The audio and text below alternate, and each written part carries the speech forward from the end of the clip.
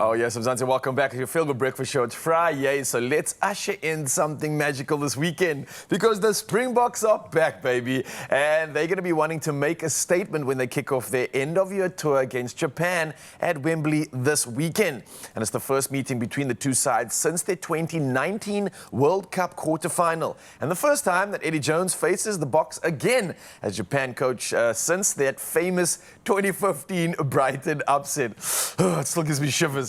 But obviously with Rassie Erasmus blending youth and experience, we are joined by the one and only Adrian Endley in the building, sports presenter at Good Hope FM, to unpack it all. Adrian, how you doing, bro? Oh man, I'm so excited. The Boks are back. I know. Come now, it's a Bok Friday. Like what more do you need? There was something missing on the weekends, I promise. It was like we weren't as excited as we should have been, but now we have every reason to. And of course, let's talk about it, man, because 2015 was quite a crazy time. Obviously, in 2019 at the World Cup, we did some great damage and we came in with a vengeance. But do you think that the trauma of Brighton might be lingering as we approach this game for the weekend? Look, I think, if you look at the team that played 2015 versus the team that we are today, it's night and day. Miles apart, I definitely would hope that trauma has been left behind because we're back-to-back world champions at this stage. Like, we are a very different team. We have a different aura about us. So hopefully not. You know, it can play a bit of a psychological thing in the back of your mind, but I think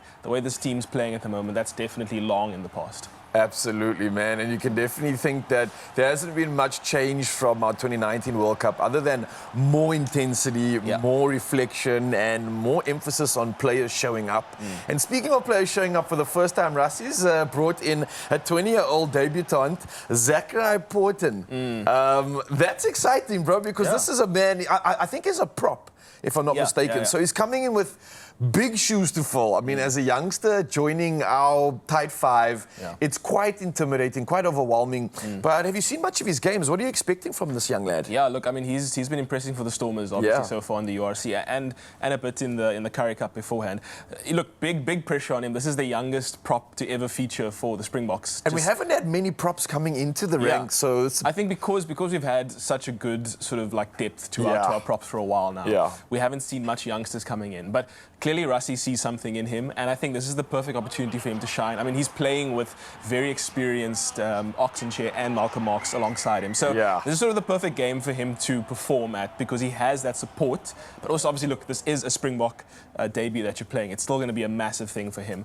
And definitely this sort of speaks into Rassie's plans for the future, you know, making sure that he has this is what I was getting to. That's always his like focus. Man, it's always a couple chess moves ahead, right? So it's not just the anticipation of this game, but I would imagine he's building up for another World Cup run in a couple years, and this is where it starts, right? This is where we get those new moves and new positions as well. Again, it looks like Cheslin Colby shifting to fullback, and obviously a couple Japan-based players also starting. So for Cheslin, this is quite a cool one because might be familiar with some of the players, obviously in the franchise that he's been playing at the moment, but also playing against some proper Japanese players. He might have more insight and more information on them to make those dazzling moves. I don't know what you might think of that, No, definitely. I think obviously we have a bit of an issue at 15. Fassie's injured, Willems is injured. It made sense to bring Cheslin in. He has played there before. Within actually in the Japanese league, he's sort of played at 15 before. So he definitely has an edge. I mean, look, Jesse Creel as well. They've all played in the Japanese league. They understand some of the people they're playing with are they like playing against are going to be their teammates. So they'll definitely have a bit of an insight into how they might work, how they might function. That just gives them an edge at the end of the day. And it makes you think of how Cheslin was able to do that rundown kick to stop those points. Having that player inside, maybe he'll sneak something for this weekend as well, bro. But obviously, Eddie Jones is the biggest talk for me. The man's back again. He was the reason why we dealt with that trauma in 2015. And we were speaking it off air about how close of a match he is to someone like Rassie Erasmus. The man is a genius. He's a tactician.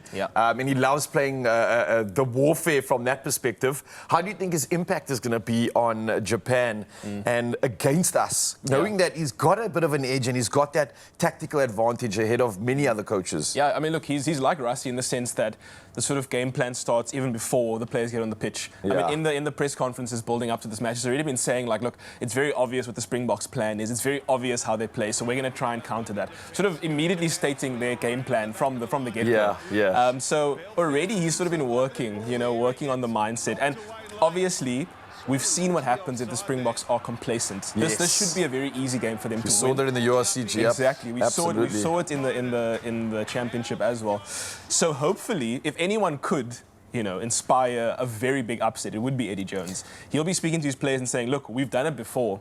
It's very possible. The Springboks are, look at the matches they've played this year. They've lost some matches that people thought they were going to win quite easily. So I don't think it would be that big of a factor, but if anyone is going to do it, if anyone is going to cause an upset, it's going to be Eddie Jones. And if ever there was a time, it's now. Yes. While we might just have our backs up against the wall, while we might just be a little bit complacent, now is the time to strike for Japan. If I can get it from you, because we'll probably chat about it on the flip side of this next week.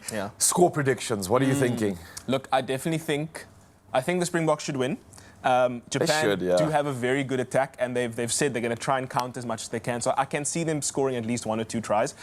But honestly, I'm seeing like a 40-15 maybe. Oh, I like the sound of that. A nice buffer for the Springboks. 40-15, the Springboks. I might be eating my words on Monday, but I'm going to put it out there. The score's been set by Adrian. We get to find out this weekend what exactly will go down and hopefully chat about it afterwards. But obviously, Eddie Jones is back. This is a man that is definitely bringing us a lot of anticipation and anxiety. But we get to find out firsthand this weekend. For now, there's time to head to the kitchen and celebrate something else special.